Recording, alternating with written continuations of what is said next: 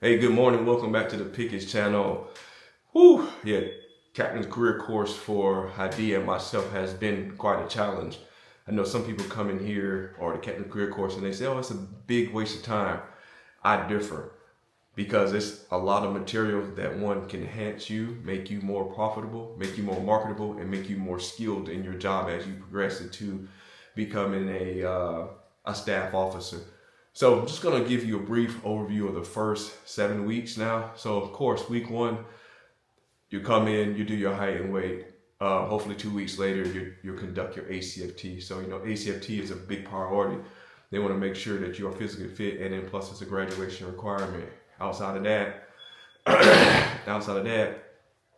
our PT schedule somewhat looks like this. Monday and Friday, accountability formation. You conduct PT with your team, with your squad, but 9 times out of 10, you're either doing PT on your own. So they really hold you to a standard where, one, they're not going to do no mass PT formation, but they want you to pass your ACFT and be a leader, and that way it should reflect as you leave here. Now, going on to the classroom instruction. Of course, it's a lot of work that you have to do in Captain's Career Course for a signal. I'm kind of jealous that Finance Captain Career Course don't have to do so much paperwork.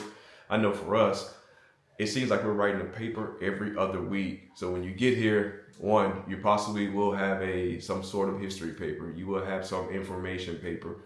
You will do so many briefs, it's going to be crazy. But the intent is to help you be able to communicate in front of an audience that you are not aware about. And second, that way you can brief to your commander, because 9 times out of 10, your commander would be a maneuver commander. So be able to translate IT into a maneuver base is quite essential.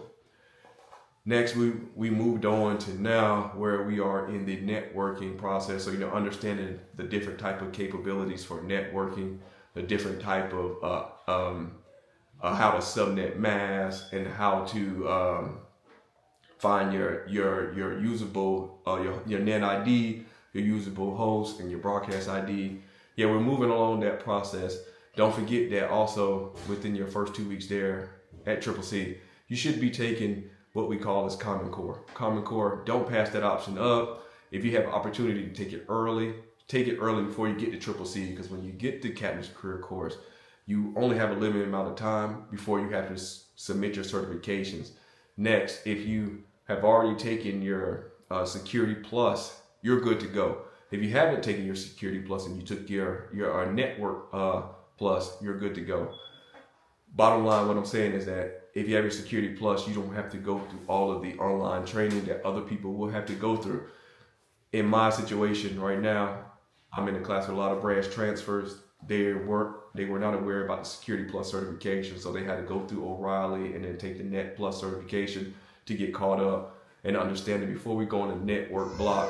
Next will be MD&P, understanding the abilities of what is you will have to do as a staff officer. In MD&P, you're going to do S1, S2, S3, S4, S5, S6, S7, and 8. They're all wrapped into S1. So you don't got much on those two sections, but the other 6 are heavily scrutinized. S1, we already know what that is. S2 is intelligence. It is a big topic when it's MD&P. S3, operation, is a big topic with MD&P. If you find yourself in those roles, don't be scared. Just go ahead and learn while you're in those roles. And most importantly, as a signal officer, become friends with your S2 and S3, so that way you can understand the operations and you can understand the intelligence, because all that tie into signal as a whole. This is what I can share right now up to this point, going into week 7. It's been quite of a journey. I'm learning a lot of information. And one thing I can share is that, remember, become and stay a lifelong learner. Stay tuned and wait for our next 7 weeks video, and hopefully that should be the last for Captain's Career Course for us.